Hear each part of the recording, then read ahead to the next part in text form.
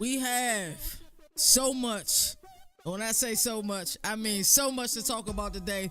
I am the governor of college football. Of course, with me is the mayor of college football, Nino Brown. Nino, what's happening, man? It's been a busy couple of days. It's been a busy couple of days, a whirlwind of emotions, but it's nice to talk college football and send it all back to where we're at, where we thrive at. It's Friday though. We're going live on a Friday, right? What's better? It's nothing better being live on a Friday. So much to talk about. So many games that we have. They blessed us. Yeah, they blessed us on a Friday night. I can't be upset at all. So, first game we're going to talk about is this Wisconsin. They're 2-1 versus a 1-2 Purdue team. I talk about this with Moon on Saturday. They're kind of like a heckle and jad. Wisconsin will march into West Lafayette, Indiana to take on the Boilermakers of Purdue. Wisconsin is coming off a 13-14 win over Georgia Southern. That score is very misleading. At halftime, it was a tied 7-7 game. Wisconsin had a bunch of turnovers in the first half. They forced a bunch of turnovers in the first half, forced a bunch of turnovers in the second half. And the fact that they only won 35-14 scares me a little bit. Purdue, they're coming off a 35-20 loss to what seems to be a very good Syracuse team who faces Army this week. Purdue's 1-2, Nino. Coming to the season, we had high expectations for the Badgers. Why do you feel that they've underwhelmed a bit? You know, that's a good question, because I said to you I had high hopes for this offense. New head coach, new offensive coordinator in Longo, who typically spreads the ball out through the air. We've seen with Ole Miss and UNC. All right, we've seen what those wide receivers have done. Downs and Elijah Moore and AJ Brown. Like, they've just all produced. So I was expecting more, but Dyke, Pauling, and Bell combined for 36 receptions, which is nice through 3 weeks, but one receiving touchdown, right? And Mordecai's known for just throwing the ball around, big numbers, right? 67.3% completion is great.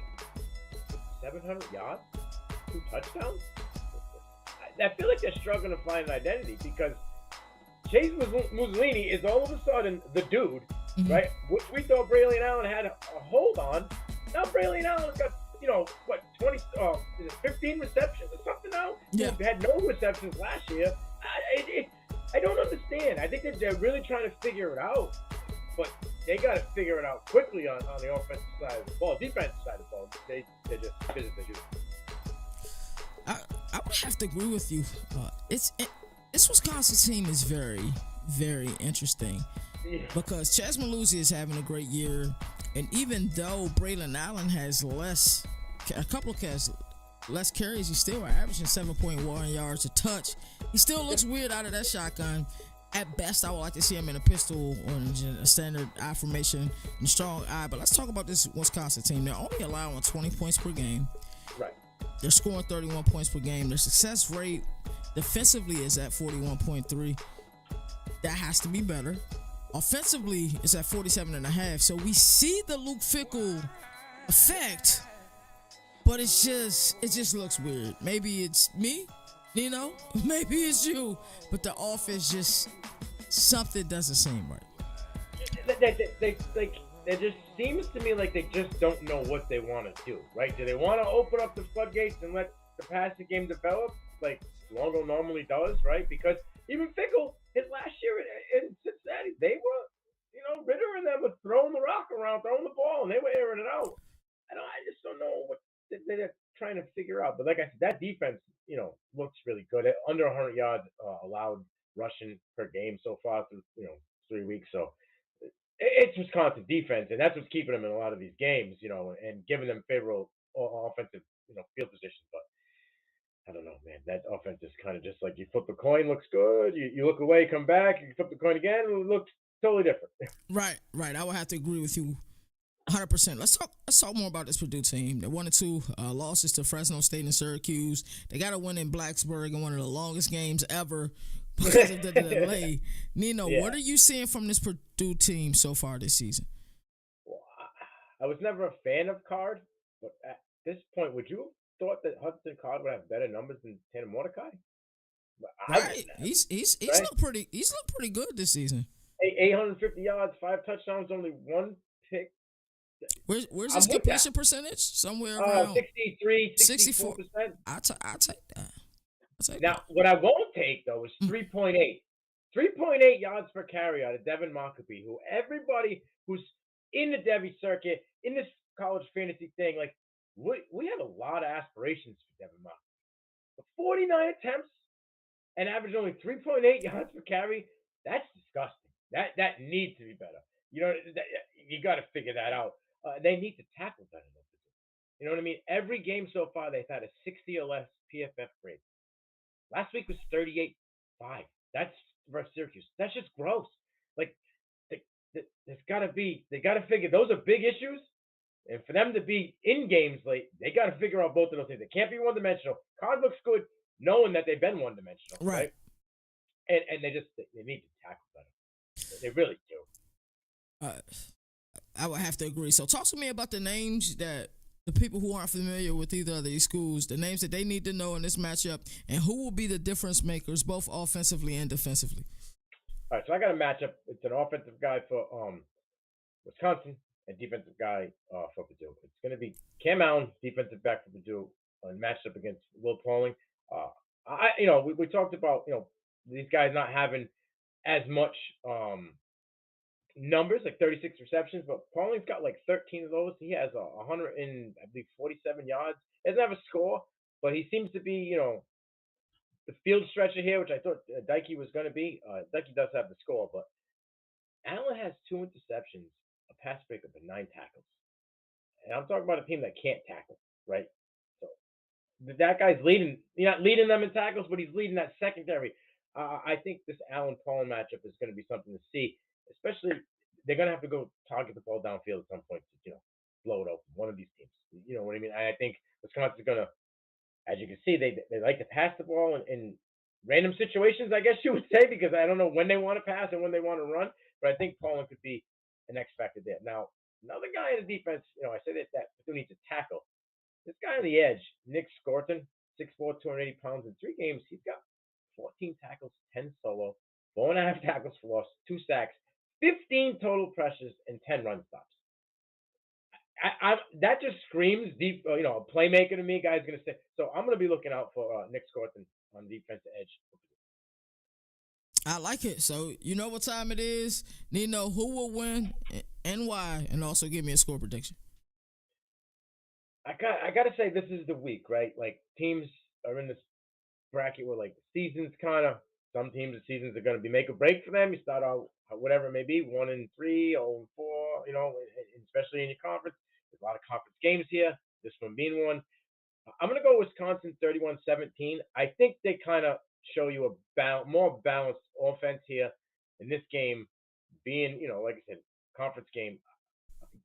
Pickle's got to figure it out. Longo's got to figure it out. Give me Wisconsin 31-17. I would have to agree with you. I mean, if you look at both teams, where they're at, Purdue's averaging 26 points a game. Wisconsin is allowing 20 points a game. That's a 7-point swing. Yeah. You really look down at it. 17 points would be a perfect call. And then Wisconsin is averaging 31 points a game. I think you're doing a great job at playing the numbers. So I would have to agree. I just think with Purdue's inability to tackle, right, Wisconsin's ability to get stops and force turnovers will be the biggest difference in this game. And then I expect both Braylon Allen and Malusi to have big games. Yeah, they're going to go with business as usual in the first half. They're going to run the ball, pound it, like long For drives. sure. But if they go up, say 2 scores, maybe if it's 2 touchdowns, I think Fickle might try to spread it out and give Longo a little bit more leash on the offense here, right? And then they could find their identity in the second half. Like, start out with a ground and pound, let that lead to you open up the field. Because I don't know, these last couple of games, it kind of seems like they're just kind of pointing at a playbook. That one we're going to go with. We'll go with that one this time. I like the makeup of that team. I think everybody, it's no secret now, we both are big believers in Luke Fickell and the culture that he brings. I think they just got to get, I don't know if they got to get up to speed with Tanner Mordecai or Tanner Mordecai got to get up to speed with them, but something isn't right. But hey, it's only 3 games in. A lot of moving pieces. Yeah. A lot of new guys starting, a new coaching staff, so they'll figure it out. Let's talk about a game that is near and dear to my heart. One, because I live in Virginia. The second reason I can't tell you, but what I will say is seeing Robert and Brendan Armstrong, go back to a place that was magical in 2021. Of course, Brendan did play there last season. It was just a bad year. But we're going to see the 2-1 Wolfpack and NC State take on the Cavaliers of Virginia. Like I said, it has to be an emotional game for both.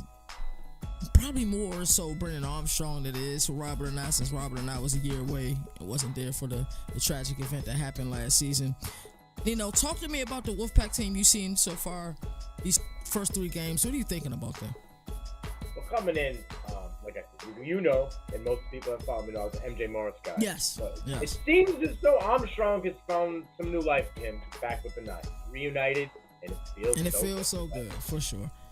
63% completion, just under 700 yards, 3 touchdowns. He does have 40 yards rushing. He was 54% completion. So, you're almost 10% so far. Jump back with your man, right? I put it out on the X, formerly known as Twitter, that Justin Houston, main running back for NC State, just redshirted. Played 3 games, declared yesterday that he's in redshirt. It's odd to me. He was leading the RB room in attempts and yardage. So it'll be curious to see who's going to emerge now with the run game, since they don't even have a 100-yard back yet. Out of the 3 guys, nobody's eclipsed 100 yards yet. So another team where I feel like they're trying to find an identity to themselves as well on the offensive side of the ball. So we'll have to see what happens there. But yeah, Armstrong and an I together is, sweet potato pie. Yeah, it just feels right. So let's talk a little bit about some analytics. Y'all know I love success rate. Offensively, Virginia's success rate is abysmal. It's 32. That's definitely bottom half. They're not getting their favorite positions. They're beating themselves. Defensively, NC State is at 39. That is damn good. So you take a struggling offense against a pretty solid defense. We see Notre Dame light them up. Then you look on the flip side, offensively for NC State, their success rate is almost at 50%. That's really good. That is the Robert and I effect, if you don't know who he is. Virginia is at 50% defensively. It's not good. NC State is averaging 31 points a game. Virginia is averaging 20 points a game, while Virginia is giving up 42 points a game. It's weird, though, with Virginia, Nino. We seen them get a 14-0 lead on Maryland last week, and then 42 points later, it was ugly. The Tennessee game, you and I both peeped, and I knew you were going to peep, but you knew I peeped as well. It was style points, bro. That game was a lot closer than that. I was surprised they played James Madison so well. So talk to me about this Virginia team and what you've seen so far this season. So if you just look at numbers, right, it gets skewed. Right. Perspective of it, you won't realize. Last week, and I believe it was second half of the game prior to that, they went with the true freshmen. Mm-hmm. And, Anthony Calandre, whatever his name may be,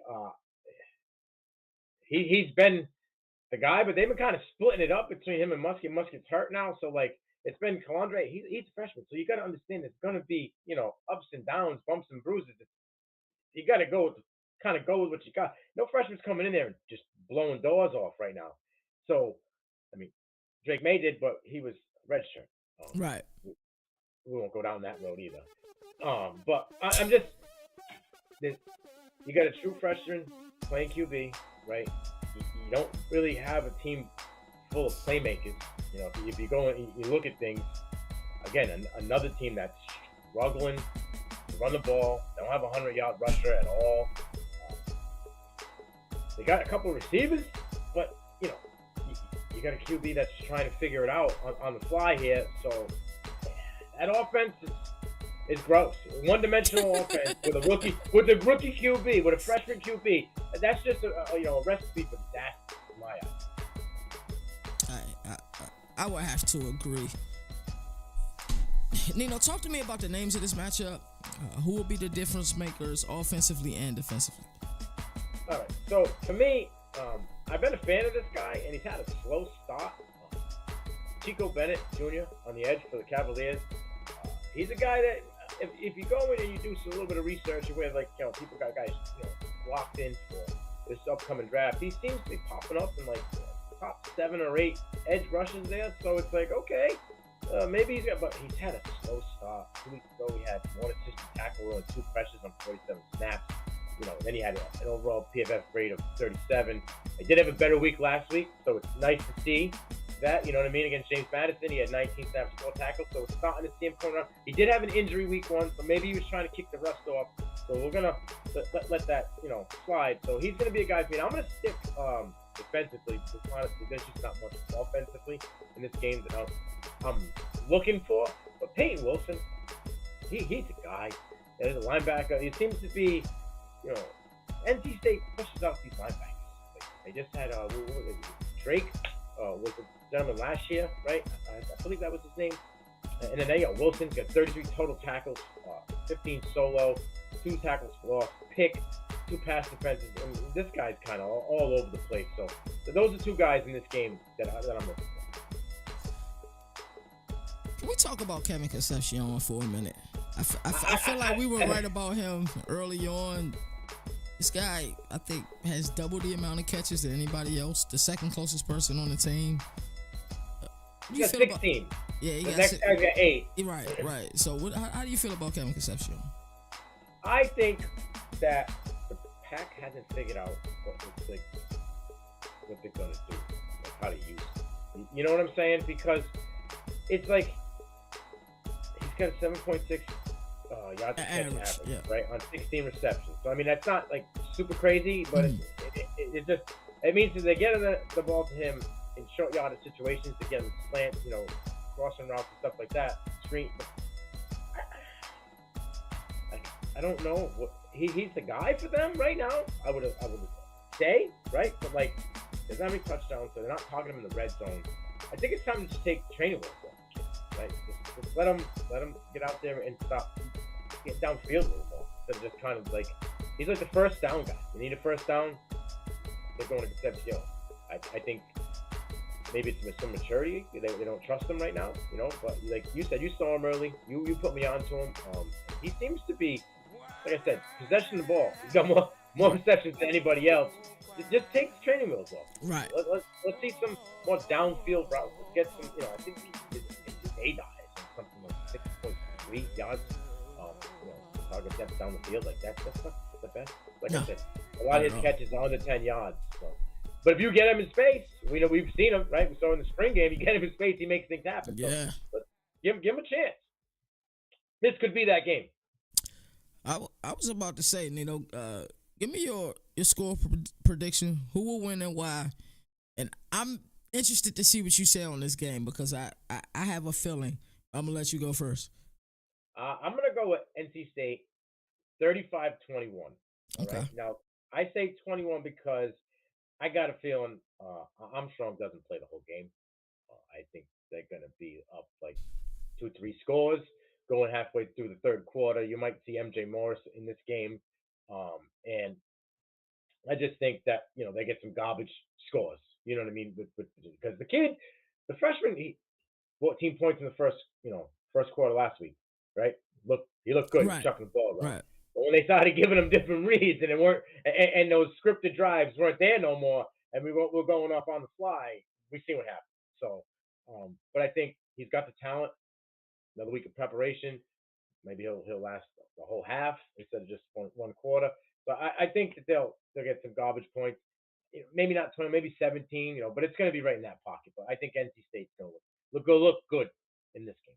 Yeah, I think you're dead on. Especially with Virginia scoring 21 points. I think this is going to be a Robert Ernest special. I think he knows because he played there, but more importantly, he knows even more so how much this game means to Brennan Armstrong. Because they pretty much, he left on his own terms, or they told him they'll be going in another direction? I think it was, hey, listen, this is what we're going to do. Right. We would like to go in a different direction. But we don't want to make you look bad. He hit the portal early, really early in the process. So this game means a lot to him. And especially to do it in Charlottesville, I got an interview with Brendan Armstrong. I haven't released it yet. Tonight would be the perfect night to release it, I think, because they're going to go off. Give me 50 points for NC State. I think they're going to put up a burger. And that's fine because that fits my concept of seeing MJ Right. Morris come in. It would be. You said mop-up duty? I can certainly see that. Ane probably went to Brendan Armstrong, asked him, hey, give me your 7 favorite plays. Yeah. I got you. I'm going to script you. I'll script you 4 drives. We're going to put Right. 4 drives. Right. It's going to be like that Kirby Smart speech that he said. This is what we're going to do. We're going to get the ball 6 times. We're going to score on 5 of the 6. You know what I'm saying? Right. That's a fact. So I think that's one of those games, man. If I didn't have so much to do today, Charlottesville was only an hour from me. I would have drove. Not credential. we know how money is, but I'd have paid for it. Yeah, I'd have paid for it just to see a burger. I'd have showed up in an NC State jersey. Anyway, moving right along. Let's go to the next game. That's right. We're talking about the 1-2 Broncos of Boise State. Also, don't be surprised by that 1-2. Boise State will be okay. They're going to march to San Diego to take on the Aztecs of San Diego State. Both teams coming off of losses. Both teams want to get off on the right foot in conference play. Talk to me about Boise State and what you've seen from them this season. You sure that they're going to be okay? I don't know, man. There's a gentleman I'm a real big fan of, but listen, points per game on the offensive side, right? 25.7. That's 86 out of 133. They allow 30.7. That's 110th out of 133. Does that sound like a team that's going to be okay to you at week 4 of the season? I don't know. Like, I look at them, and I look at what they're trying to do, right? They got Taylor Green at the QB. What are they going to? What's the direction? We're used to 40, 50 points out of Boise State, right? This kid's got less than 600 yards. Well, his average depth to throw is 6.6. Keep in mind they had a slow start last year as well. I understand. And keep in mind they played a damn good UCF team, and also they played Washington, who may be one of the best teams in all of college football. Yeah, this is what gets me. The best runner and receiver on your team is Ashton Genty. He's doing it all. He's literally 2 yards away from leading the team in receiving yards, right? And he's doubled any other back in that room with 202 yards and 50 attempts for a touchdown. Like, they're stacking boxes against this kid. He's still beating them. They're stacking boxes. He's beating them on receptions, 14 for 236. That's almost 17 yards per reception. And he's got 2 touchdowns. He's it. That's all they got. I mean, yes, McAllister's is good, okay? But his 238 and Gentry's 236, you're looking at like 90 yards outside of them 2 guys that they have in receiving. Like, this is not the Boise that we're used to. We'll listen to that. Spread them out. Everybody eats, right? You know what I'm saying? Tight ends are getting targets. Wide receivers are just all over the field. Then they're going deep. They're cutting them up. Like, we're not seeing that. So I'm a little leery in that. The defense is this one gentleman that I really like, DJ Scram, 13 total tackles, 8 solo. But he's got a tackle for loss. He has I think it's 11 or 12 pressures. And she had so they got a guy there, but outside of that, everybody's kind of picking a week. Like, they got a couple guys in the secondary does okay. They got 6, I think it's 5 or 6 pass breakups, so they're getting their hands on the ball. But when you're ranked that low, offensively and defensively, now don't get it wrong, the team across the board ain't nothing, to write home about right now. Right. But it's just, this is not the Boise that we're used to. No, I would agree with that. But do you feel like they can get 8 wins this year or 9 wins this year? They played San Diego State today, then Memphis, San Jose Memphis State. Is a good team. Yeah, Watson's they are. a good quarterback, and they got a good defense. They got an interesting schedule, man. They play San Jose State, then they play Colorado State. We've seen what Wyoming has been doing so far this season. Fresno State has looked really good. New Mexico, Utah State, and up until this point, we're going to talk about this team a little bit later. Air Force has looked pretty good. So maybe you're right. Maybe they won't be so good. I think they will. I think they'll figure it out. 5. I think 5, and that's you said 5?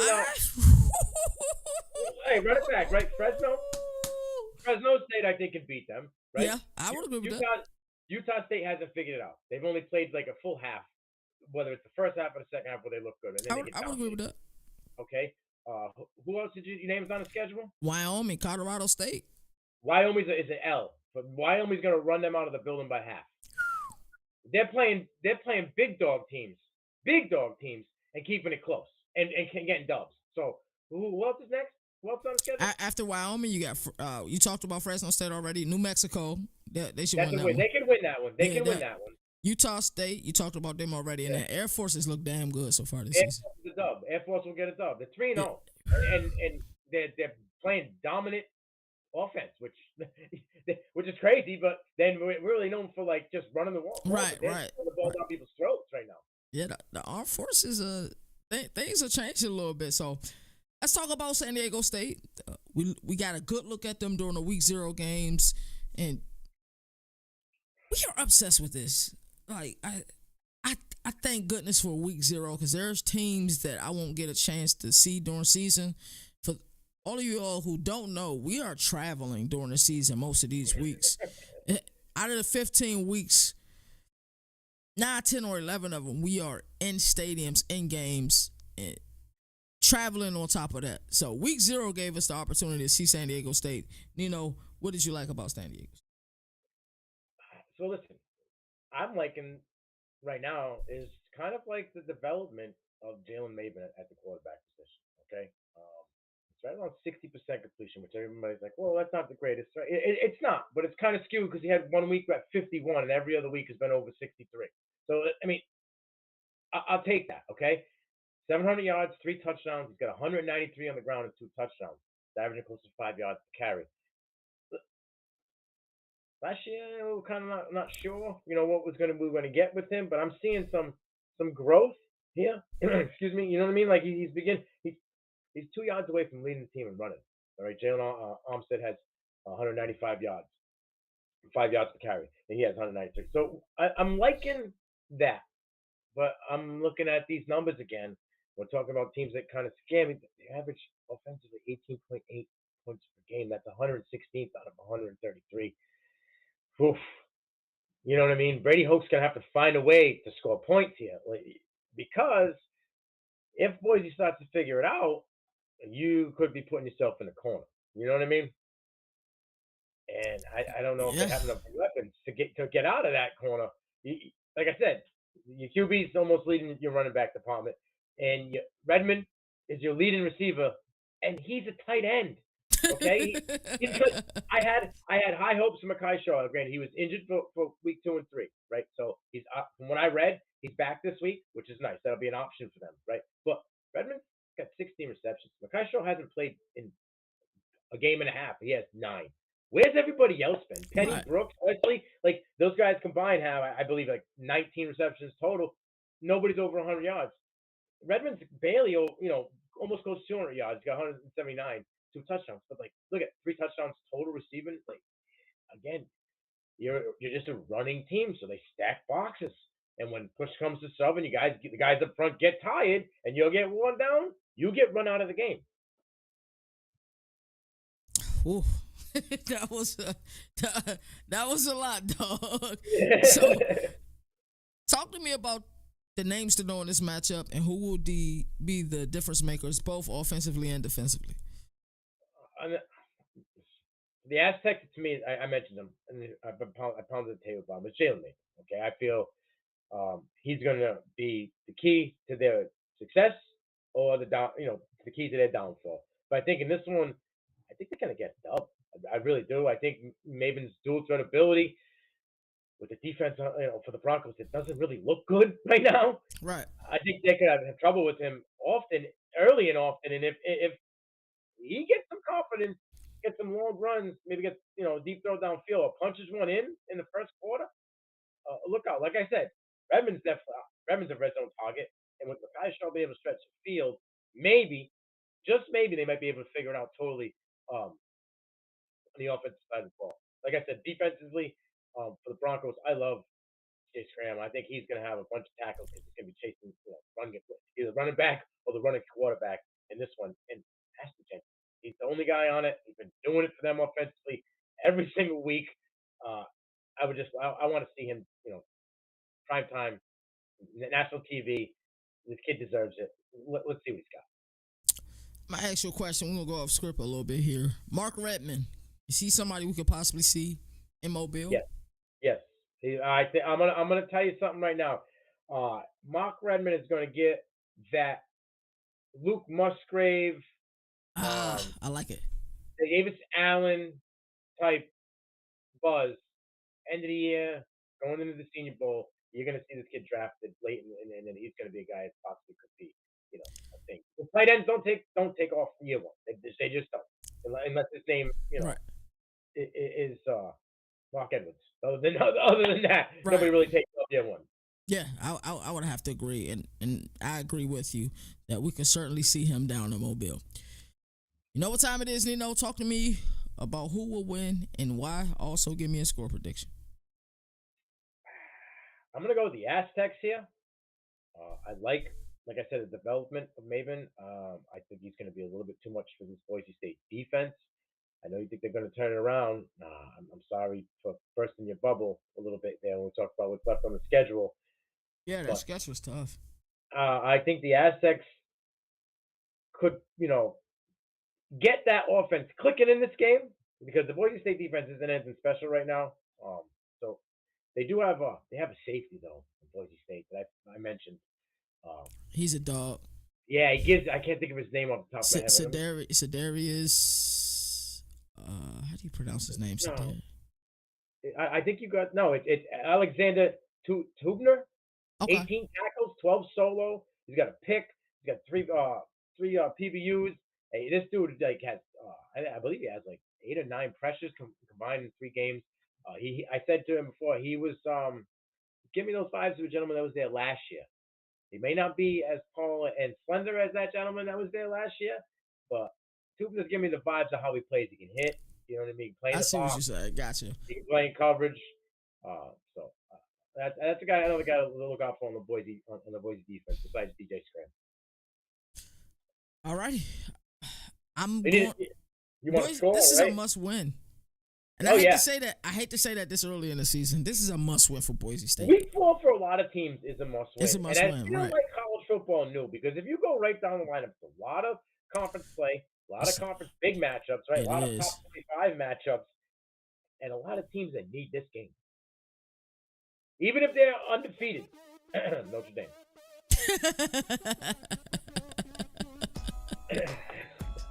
Let's get into the last game on our slate. We'll talk about Air Force, San Jose State. San Jose State was another team we got to see play week 0. Talk to me about San Jose State. I like some of the pieces that they got here. I'm a big fan of their running back there, Kareem Robinson. I said he was going to be an X factor for them this season. He had showed the last 4 weeks of last season what he could have. And now he's battling Quali Conley too. He's not, and he's got one less game, mind you. 39 attempts, 202 yards, 5.2 yards per attempt, 4 touchdowns. He just has 5 receptions as well. He's got 32 in an extra game for 213. So he's my man Robinson's doing his thing. And like I said, he's got receptions out of the backfield. He's got 5. The thing is here with San Jose State, and I like the QB, right? Coach Brennan, he's got homeboy Cordero. He's got a little weapon there as well. Talking about another guy who's still a threat, right? He can throw the ball a little bit, close to 800 yards, 6 touchdowns. And this year he's kind of zipped down on the turnovers. He's only got 1 INT so far. And he's got close to 100 yards on the ground with a touchdown. We've seen what he could do the last 3 games of the year for them last year. But you're allowing almost 31 points per game, which got you in the bottom quarter of these rankings here. 108 out of 133. That's a problem. Okay, you're 1-3 because of that reason. That record 1-3 has got you at 123 out of 133. I think this game could be a shootout. I really, really do, because I think. Well, before I jump the gun, I'm gonna let you get on to the next. Now I can't wait. Air Force 3-0. How you feeling about them, man? I said before, they are surprising here. Very, very surprising. 300 yards rushing?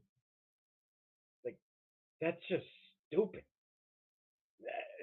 They average 60 attempts a game. 60. You know what's coming. You just can't stop it. Like I'm just. It's amazing to me how they can have three people. Owen Burke, Emmanuel Michael, is it called Larrier? Have over 40 yep. attempts. 40 attempts. All three of them gentlemen have over 40 attempts. Two of the three have averaged over 5 yards per carry. You know what's coming, and they don't care. You just can't stop it. They're averaging 3.3 passing attempts per game. It's gross. This is the thing. They're a one-dimensional team. We've known them to be one-dimensional team for what? At least 5 years now. At least. It almost seems like forever. Right, and you just can't stop them. It's mind-boggling to me, like what they've been able to do. Like I said, 300 yards a game. Passing, they average 64.3 yards a game. That's gross. But they average close to 4 touchdowns on the ground. Like, one-trick ponies, but you can't stop that pony. Right. It's my little pony. We seen Navy runs the same offense. Our Army has kind of revolutionized. It's still a heavy run scheme. They throw the ball more than these teams throw the ball, but the utilization of the way that they run the quarterback to set up the pass is kind of cool. Before we give our prediction for this game, you guys make sure you are subscribed to FFB_Nation. FFB. CFB Nation. It's the same thing. We are partnered. Also, we're going to be launching a website very, very soon. Make sure you guys stay tuned to the community tab. Nino's been doing a fantastic job with the community tab. Also, follow us on Twitter at FFB_Nation. Nino, I corrected that earlier, so we're good to go. Nino, give me your score prediction. Who will win and why? I already know who you think is going to win, but go ahead and give us the score anyway. So I think, and this is the late game, right? This is the 10:30 p.m. Yep. I think we've had a couple good ones. Like Colorado was one the other night, late game. I think this one could be like that. I think you could see a high scoring game. I don't know what the over under is, but I'm going to go with over. I think the first half will be close, but I think Air Force could pull away in the end. The Robinson for me for San Jose State is the guy that I'm looking out for them. And then Alex Mock. I know we all know the running game. All three of those guys are going to eat no matter what. So I'm not going to be chalk and give you that name. But Alex Mock on the defensive side, 25 tackles, 16 solo, right? 2 sacks, 3 tackles for loss, a pass breakup, and a forced fumble in 3 games. I mean, that dude, he's everywhere. He's in coverage. He's going downhill. He's on the edge. So take a look at Alex Mock in this game if you're awake and you're trying to rub the sleepies out of your eyes. I think this one will keep you awake. But I'm going to go with Air Force 41, San Jose State 24. Hey, appreciate everybody who's been here the entire time. Shout out to Moon, shout out to Fallen, shout out to D-Now, shout out to everybody else. Fallen! Hey, man, Mr. Consistency. I got Fallen. Don't be surprised if me and Nino are live again in the very soon future. Also, shout out to my boy Moon. Moon will have boots on ground at that Clemson, Florida State game. He is in the building. That's going to be one heck of a game, one heck of a ticket. And shout out to the people, my connects, I'm not going to say I'm live on stream, that made that possible. Nino, as always, it's been a pleasure, my brother. I enjoy doing this. You guys make sure y'all stay tuned. Shout out to all the love you guys have been giving us. I believe we're going to hit 1,700 subscribers. You guys don't know how much it means to us. We were just at like 700 3 weeks ago. I'm not lying to you. Things have been going well. We truly appreciate you guys. For I am the governor of college football, Nino Brown, the mayor of college football. It's been real. You all take care.